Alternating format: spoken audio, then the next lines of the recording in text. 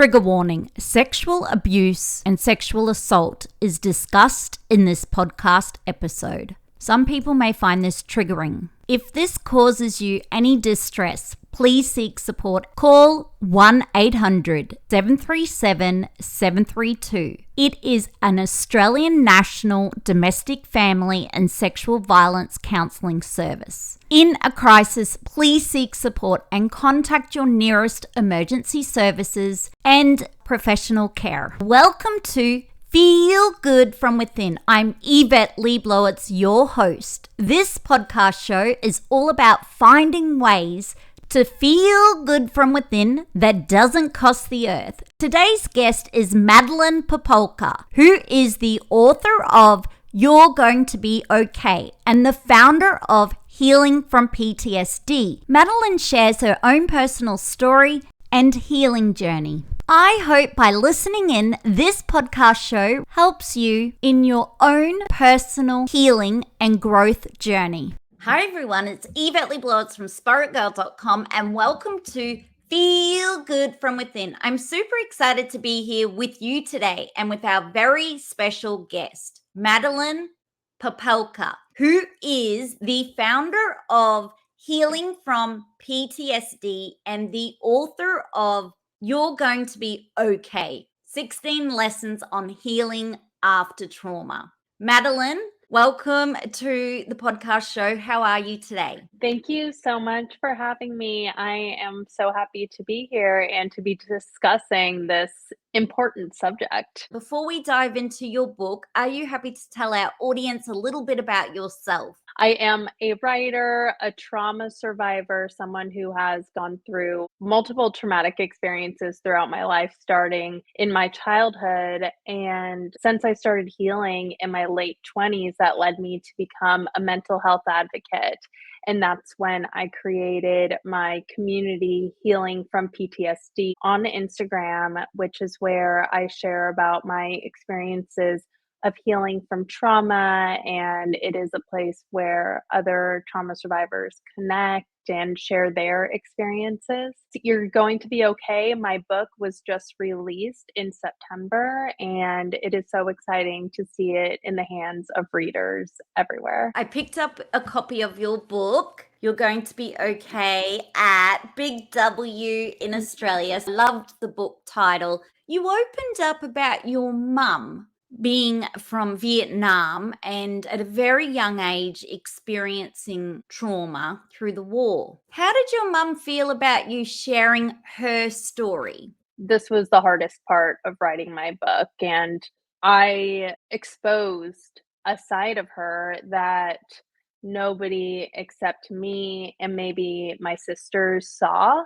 And I didn't want to be disowned from my family because I wanted to write my truth and share what my mom did that harmed me. And for those who are listening who haven't read my book yet, long story short, my mom would chase me around the house, threatening to beat me when I misbehaved, but she actually didn't physically harm me. But it still affected me and it still brought on a lot of pain. So I was thinking about how I was going to tie this book together. I did think about leaving it out because it's hard to talk about. There are relationships on the line and it could have really affected my life in these relationships. But as I was thinking about my story, I could not leave it out because it had everything to do with the traumas that I experienced later in life. It had so much to do with my story, so that wasn't an option for me. I had to tell her that I was going to write about it, and I was so worried that she'd either deny what happened or hate me. And when I told her that I was writing about it, I couldn't stop crying because of those fears. And she just listened and told me, it's okay. And she said that she knows that she could have done better as a parent. She didn't know that her actions could affect me psychologically, especially because it wasn't physical and because what she went through as a child who endured physical pain daily, where corporal punishment was the norm, where she lived through the devastation of the Vietnam War and the aftermath, escaped her country, and it came to America as a refugee. Like, my life is so privileged. It's so good compared to everything that she had been through. She could not see what she thought was small ways of disciplining me could affect me.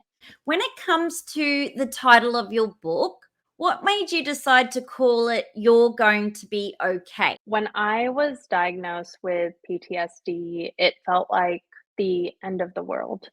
And when I was dealing with the intense symptoms, I never thought that I would be quote unquote normal again. I didn't think that I was going to be okay. And I didn't think that there was a path to healing. I truly thought that there was no hope for me.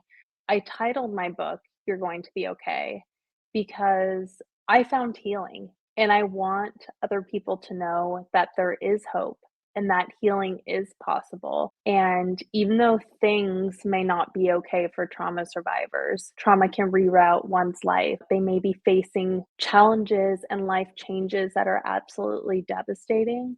But healing is a process that happens internally. And I wholeheartedly believe that every human out there has the ability to heal and be okay. Initially, your trauma, you felt like it wasn't a big enough deal. You felt like you hadn't been a veteran, had to go and fight in war, and that whilst your trauma was being followed and potentially at risk being attacked, you still went through a phase of, why has this affected me? I was chased on my way to the farmer's market one morning. But, before that, I had experienced trauma in my childhood. And then after that, I had also gone through a traumatic experience where my friend was sexually assaulted, and I was there to see it unfold. All of the experiences that I have been through, I dismissed them. I was like, it wasn't that bad. It could have been worse. So I didn't think that they could possibly affect me. And I just tried to forget about what happened and move on. But after burying all my fears and feelings for months, years, all of that started to bubble to the surface. And then all of a sudden, I was getting hit with panic attacks multiple times a day, multiple times a week. And I started to experience really intense anxiety and nightmares. I'd wake up in sweat drenched sheets, like completely soaked, but I couldn't remember my dreams. I would just wake up anxious and sweaty because I didn't think that my traumatic experiences were that bad. And I just tried to forget about them and move on. They all eventually caught up to me. And then it was like all my PTSD symptoms appeared in full force, and it made it impossible to work or sleep or eat or do anything other than cry. I didn't recognize those symptoms as trauma symptoms at the time. I was like, oh, I think work is making me stressed out. That's why I'm not sleeping well. So I kept on tying my trauma symptoms to other things going on in my life without thinking about how these past experiences could have anything to do with the symptoms that I was experiencing years later. And from reading your book, it was very clear that you felt so guilty for what happened with your friend. You were meeting a client, and sadly, her drink had been spiked, and you felt so much guilt Mhm. Yes. from what had happened. Yes. And it seemed that she didn't even realize at the time how much it affected you. But did you open up to her to tell her that what had happened had really affected you? I did. Actually, before I even sat down to write this book, I told her that I want to share this story because it happened to you, but it affected me too. The man who assaulted her would haunt me in my dreams. Being so close to that situation, And hearing all the details of what happened from her, my mind just creates these frightening fantasies, and that's what PTSD is like. I told her that, it affected me too, and she was incredibly understanding. She was like, I want you to share my story. More stories like this need to be told. I'm so grateful for her and for her friendship. And I hate that we had to go through that together. And I could resonate with that story. When I was quite young, working in the city in Brisbane, we used to have a wine bar across the road, and my girlfriends and I would go there every Friday night after work. And then I decided I was leaving my employment and going on an overseas trip to London, to the UK, to live. The girls at work and my boss and everyone organized a farewell party. Across the road at the wine bar, there's this room upstairs. We were all gathering, everyone was bringing gifts, and it was amazing. And then my drink got spiked very early, like at 7 o'clock. And I was in the toilets, and my friend was like, "Where's Yvette?" And my other friend, actually, Richard, they were like, "This is strange. Where's Yvette?" Anyway, they came and found me, and I was in the toilet block. It took two people to drag me down the stairs, like Richard and Anna at the time. They go to get a taxi, and the taxi driver's like, "We can't take her. Oh She is too no. intoxicated." And my friend's like, "No, her drink's been spiked. We need to get her home." And he's like, "Oh, okay. But if she spews in this vehicle, you are having to pay for it." My friend's like, "That's okay." So then took me back to my friend's place, Anna. And then I literally just spent the whole rest of the evening on the toilet bowl vomiting. I was so sick. Oh My my friend's like, "I don't know." god. We take her up to the hospital. And so she rang the place, and it turned out the owner of the bar had spiked my drink. Oh my I goodness. know, and I had no idea. I was like, "Oh my goodness." I had no idea that when I was going there for my farewell party, my drink would be spiked. I'd be dragged out by two people after 7 o'clock at night. So she got it out of him that, yes, my drink had been spiked. And she said, "I'm going to have to report you. This is not acceptable." And so when I read that story, ending up in a toilet and not knowing what the hell's going on, being dragged out of the place, it was good that you opened up about your experience and how it affected you, what happened to your friend. And I'm sure my friends, when I reflect back, also had that sense of, "Oh, I can't believe this has happened." Yeah. So we Yeah, have to be so careful. You think you can trust people. You're at this bar, you think you know these people, but since that event, I have been more careful. Where is my drink? Who's pouring my drink? You become a lot more aware. right, because you're trying to protect yourself from it happening again. It shouldn't have to be that way. I wish that we could just go out and enjoy drinks and not have to worry about having them spiked and being assaulted. That's what happens when we go through these horrible experiences. We need to do whatever we can to protect ourselves, and I mean, that's where, like, a lot of the anxiety around trauma comes from. You go into that hyper vigilant state where you're Yes.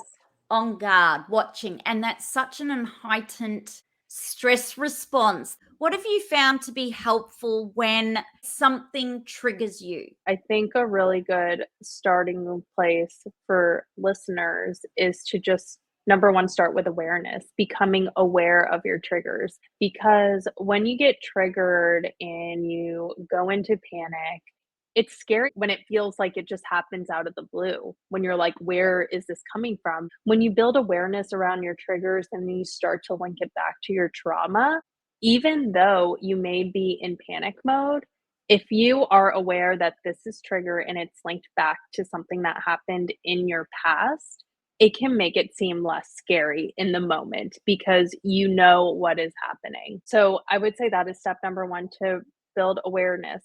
Step two is to show yourself some compassion and Try not to judge yourself for reacting a certain way. Sometimes when I get triggered, I just break down in tears. Earlier on in my healing journey, I'd be like, why did I act that way? Like, why am I doing this? And I would judge myself. And when we're hard on ourselves like that, it just adds to the pain and it makes it harder to move forward.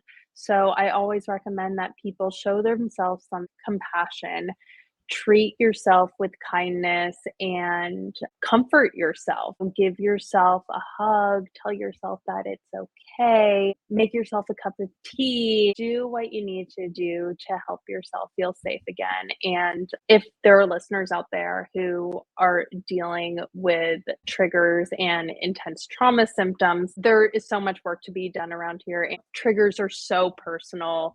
Healing is so personal. I think it's really helpful to have a professional in your corner to help you navigate through it all, to help you find some coping skills that work for you, if that is accessible to you. And in your story, you shared that seeing a therapist was really beneficial. I went into therapy with zero self awareness.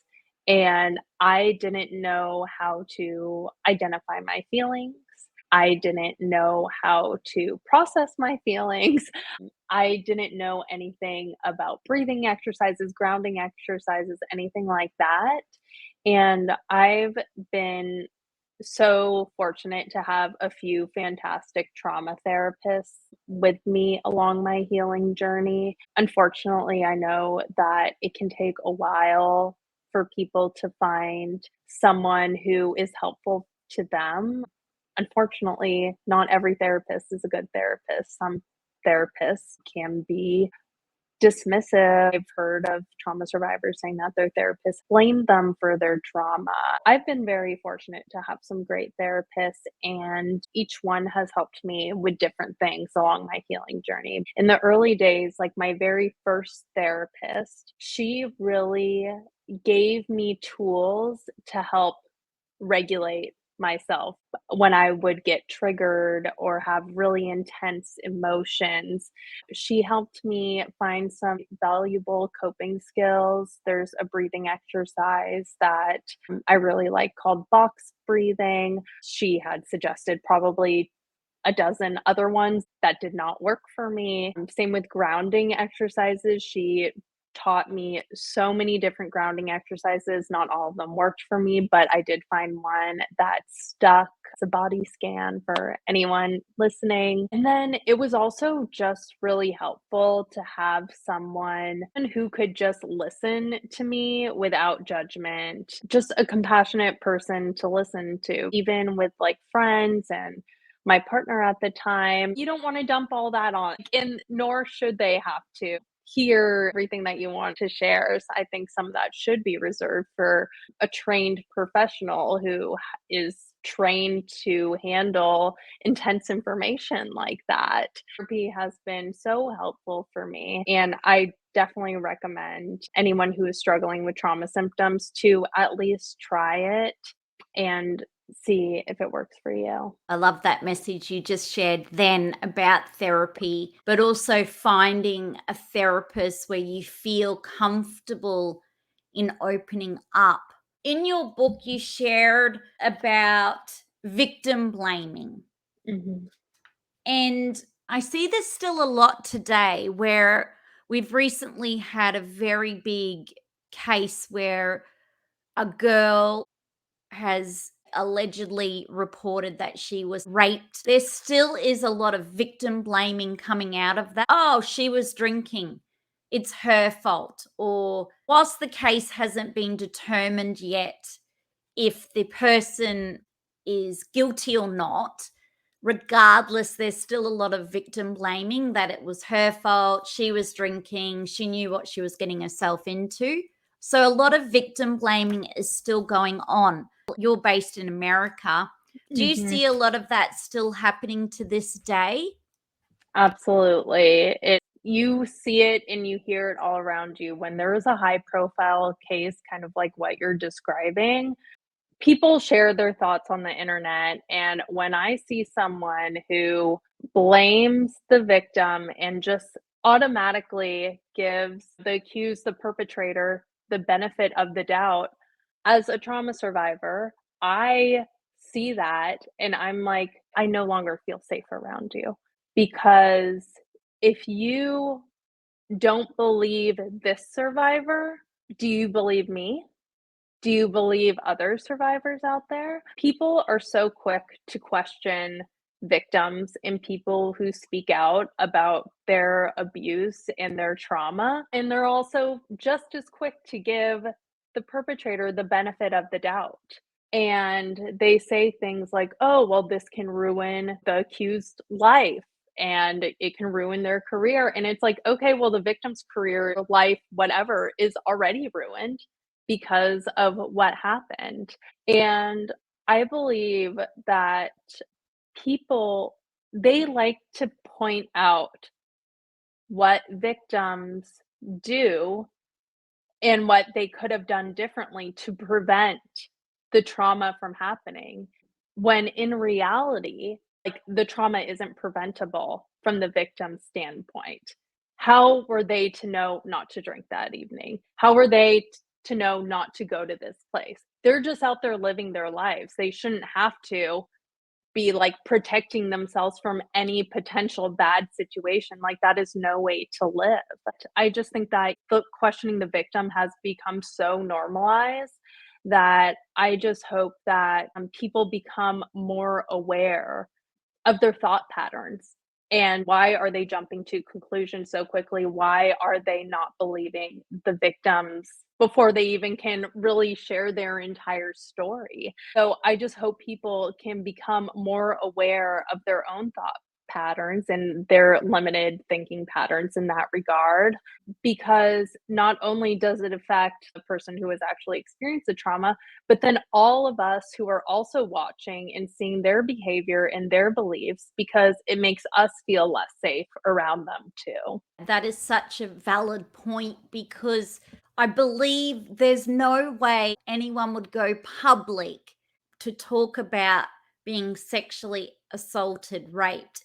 It takes a very brave person to be able to speak out publicly about that because I can't help think of maybe how many other people, victims, are too scared, too worried about the victim blaming or too afraid to speak out.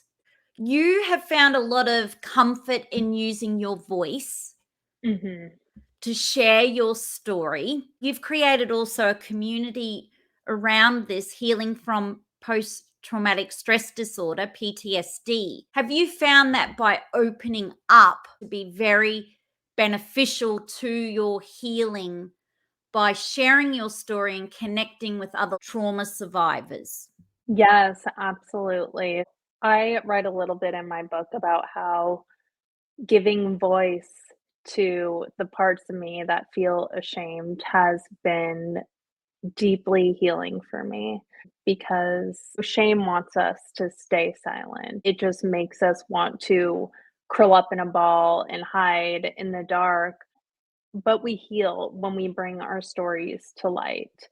And while I am someone who is sharing my story very publicly, it didn't start off like that for me, obviously. I started off by sharing with friends, my family, and just sharing with a close friend at first who was understanding, giving voice to that part of me that was ashamed.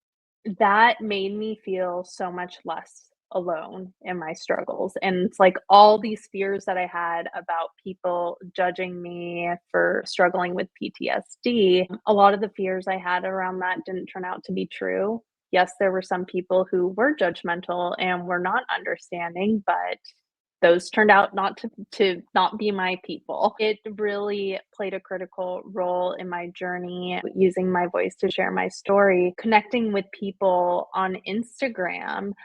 I started that account to help other trauma survivors feel less alone, because I didn't feel seen in a lot of the content that was being shared around trauma, because again, what I went through wasn't the most devastating experience. I'm not a veteran, so I felt like there wasn't really a space for people like me, and that's why I started healing from PTSD. I started that to help others feel less alone, but ultimately, it helped me feel less alone too. It's validating to see people who are like, "This resonates with me.